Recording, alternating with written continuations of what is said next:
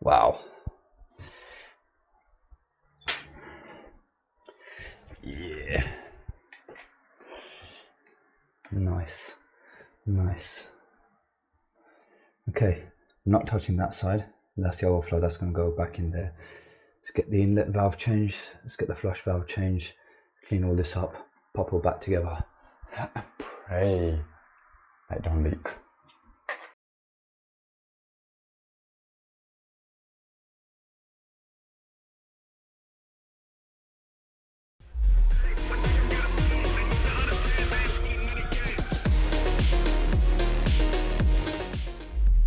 What's happening, people? Now, you probably saw from the picture that I posted up last week that my van's gone down, and I'll be honest, it has been getting me down a bit this week, because we know, anyone who works out of a van, your van is your mobile office. It's, yeah, there's no other way to describe it. It's your mobile office. It's got everything that I need in there to work out of, and to have to go to jobs and not knowing what I'm going to need is really difficult, and it's really stressful, especially this time of year during silly season, because as you guys know, my whole thing is first time fixes. I want to get in, get out, get done. But unfortunately, I'm stuck at the moment. Say I'm stuck. I've got a hire van, but it's not the same. We all know there's no racking in it. It's completely unorganized. And the biggest thing for me, which is giving me the most amount of anxiety, is the fact that I've got no security on that hire van. I've got all the deadlocks and all that stuff on my van, but on the hire van, I've got nothing, and it is giving me immense anxiety going to work, because it's that time of year where these scumbags are desperate because Christmas is around the corner, and this is their way of being able to afford Christmas and have a good Christmas by breaking into hardworking people's vans, stealing their tools, and then selling them for a penny on the pound. I think that's the right phrase, whatever it is. But yeah, it's not good. But and it's not even about the cost of the repairs on the van. Whatever it is, it's the inconvenience. It's the not knowing what I'm going to need, not knowing what to put in the van, the lack of security. It's just everything. And on top of having to reschedule work and stuff like that. I've got a boiler installed tomorrow, so I'm thinking, what do I need for that? What I'm not going to need, because normally I've got everything on the van. If I've forgotten something, it's usually on the van. But this time I need to make sure that I've got everything that I need for the install. So yeah, sorry I'm rambling a bit, but I'm just sort of venting out on here because I have been pretty stressed about the whole situation. Like I said, it's not about the money, because it's got to be done, it's got to be fixed. It's the inconvenience and just the logistical nightmare of trying to work out of a hire van. Right, that being said, I took on a job on this video which I wish I never took on, but just watch to the end. Hope you enjoy it.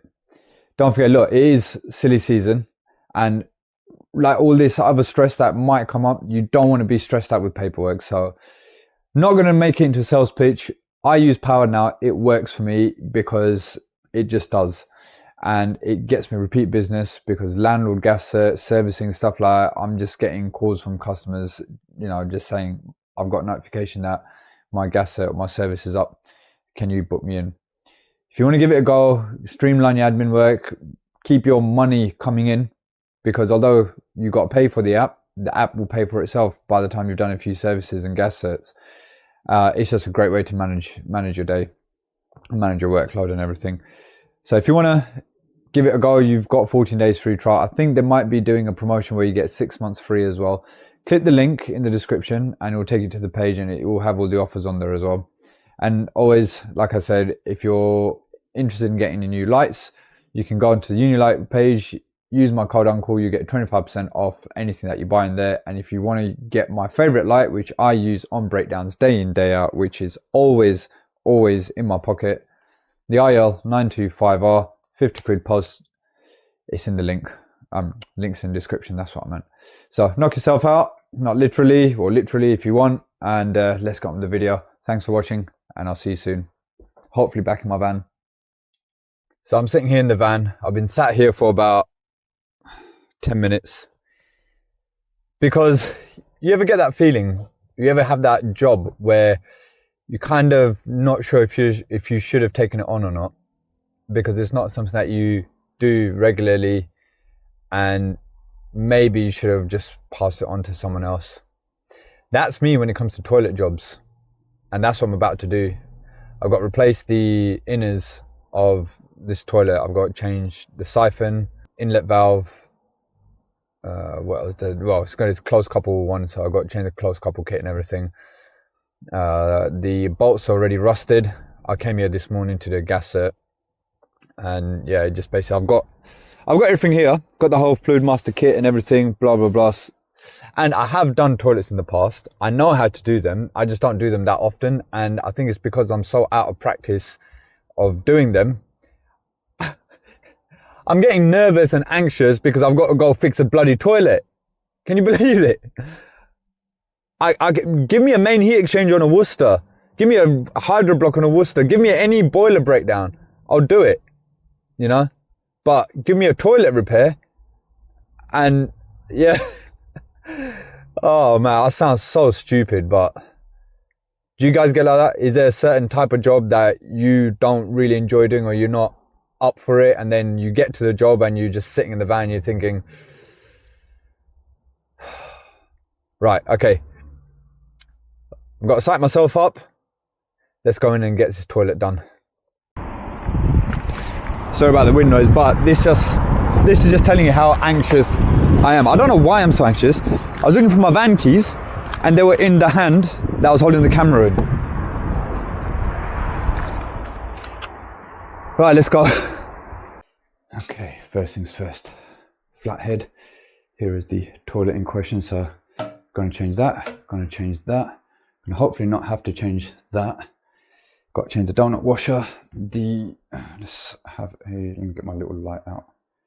The IL-925R, which you can get for 50 quid posted using the link in the description. Bolts are looking tasty. Oh, I forgot to bring the WD-40 up with me, but hopefully they should come out, or at least snap off. I've got a new close couple kit. This isolation valve, I did test it when I came to this gas set. It's a little bit dodgy. I need to get it off. Okay, let me get the water off and then we'll start stripping this out. It's not looking good. I can't get that isolation valve to turn on fully, and it's starting to chew up as well. And I can't find the main stop tap. The tenant doesn't know. The landlord doesn't know. I can't find it outside anywhere. So the only thing that I can do here today is just add in another isolation valve. So that's slowly letting by. Don't know if you can hear it on the mic, but that's slowly letting by. I've opened up this isolation valve, so that's going to an outside tap. I've left that open. And what I'm going to do now is I'm going to cut here and stick an isolation valve on, and then shut that off, and then open that up. And then I know we've got 2 points of isolation. Then this bit of pipe work, I'll sort that out afterwards. And I'll probably just change the ISO as well. But for now, I'm gonna just put another ISO there, because I'm not gonna risk jumping it, because the flow rate here is, yeah. So I'm not gonna take that risk of jumping that. I'm just gonna cut another isolation valve.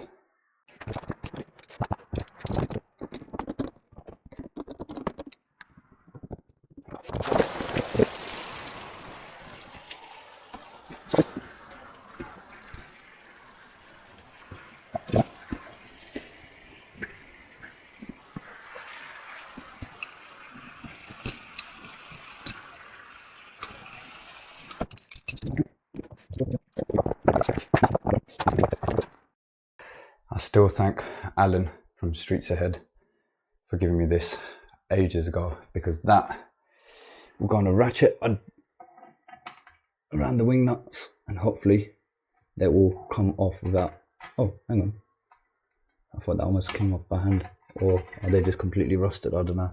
We'll give this a try. I'm not going to put it on an impact, so I don't want to risk cracking it. I'll just put it on a ratchet and see if I can get the wing nuts off first.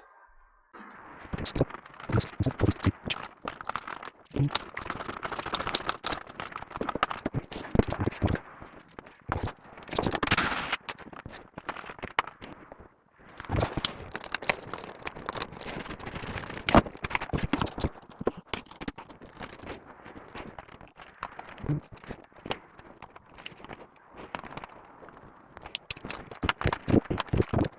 a recip, got multi-tool, got a couple of fresh metal blades. Let's try and get these rusty bolts off.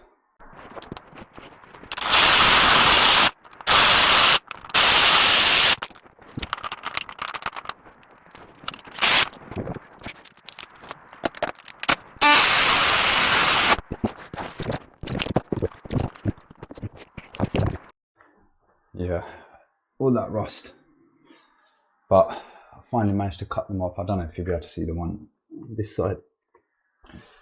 Now let's lift the cistern off. I've already wet backed all the water out of it. Where's my mat gone? Let's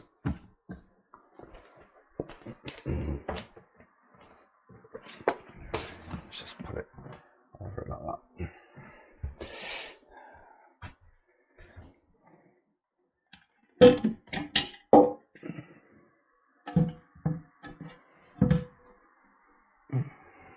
Nice. That close couple kit has completely disintegrated by the looks of it. I'll just tip the rest of the water out of here. Okay. Right, now. Wow. Yeah. Nice. Nice. Okay, I'm not touching that side. That's the overflow, that's going to go back in there. Let's get the inlet valve changed. Let's get the flush valve changed. Clean all this up. Pop all back together. Pray that it don't leak.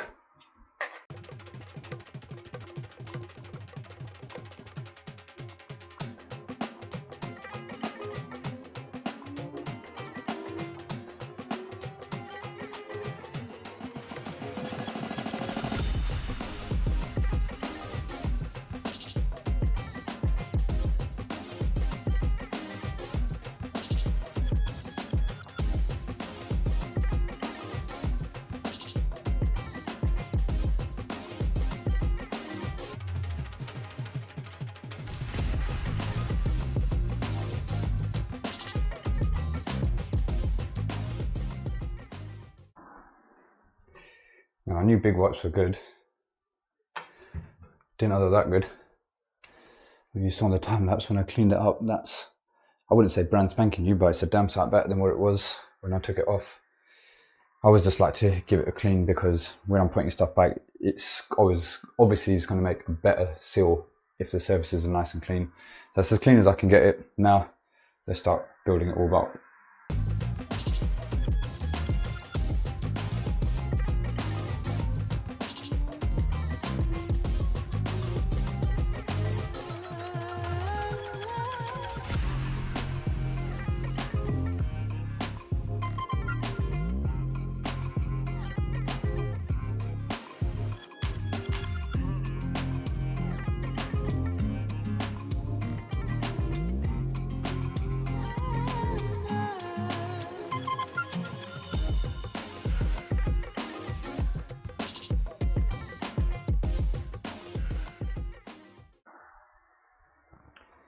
Toilet's all made up. New flush valve, new fill valve, and oh, well, I don't want that to slip off almost. There was a handle, but I've got the flush valve with the little handle, that one. So that's gonna just pop in there. So that should then just go around there and pop into there, but I'll sort that out afterwards. I actually had to, you probably saw, I did the nut up, then I realised I had to take the nut off, put the close couple kit on, and then do the nut back up again. That's all done. Now let's assemble it and then test it all. Okay, toilet's on. Now I've just got to repipe this, so I've got myself some copper, some press fittings, a press T, another isolation valve, the cold feed there, and I thought I didn't have one, but luckily I've got 15mm flexi, so I'm going to use that because I was going to see if I could chop that down, but where I put the isolation valve now, that sits too high. So yeah, it's not going to look pretty. I'm going to basically come out here with a street elbow, a T, that flexi going into the T on there, carrying on isolation valve somewhere here, and then bang into there. That's the plan. Let's get it done.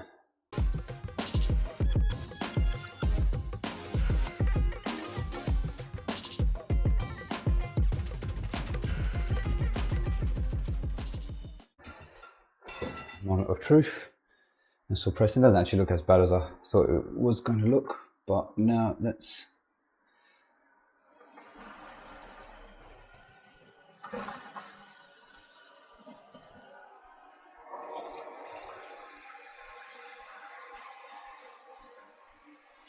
let us pray.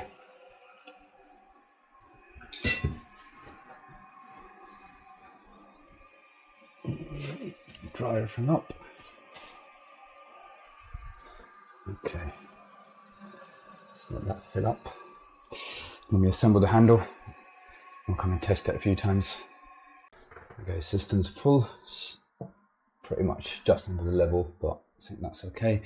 So far, so good. Now we've got just a half flush first.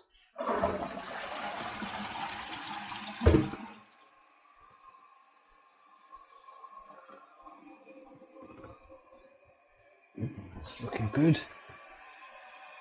It's looking good. So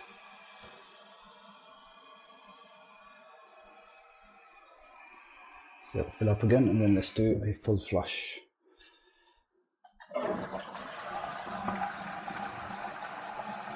Nice.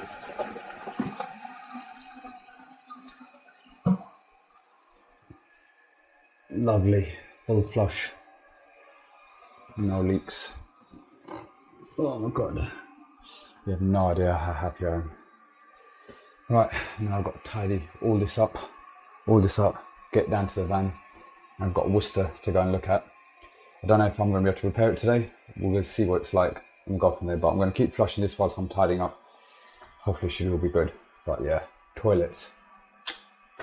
I always say no, I don't always do it, but when I do them, this is what happens. Let's flush it again.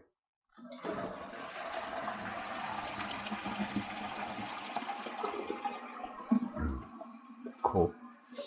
Okay, I'm going to tidy up now.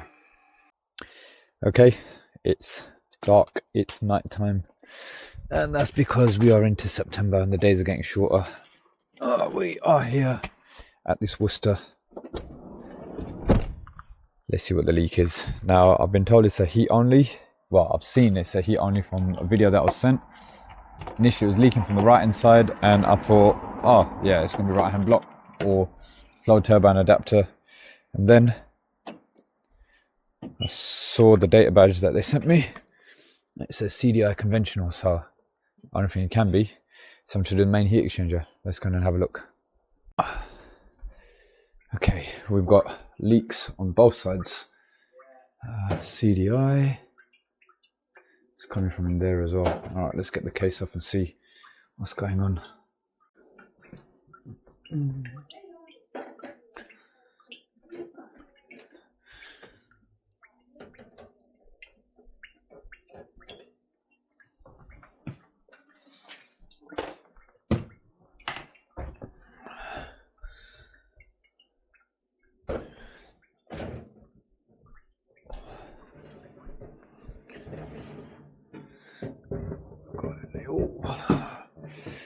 Okay.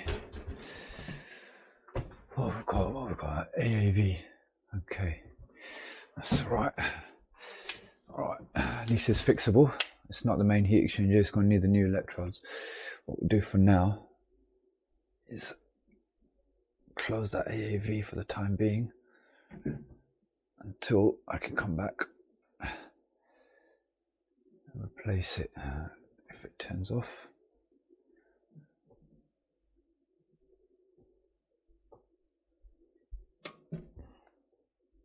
Yeah, that stopped.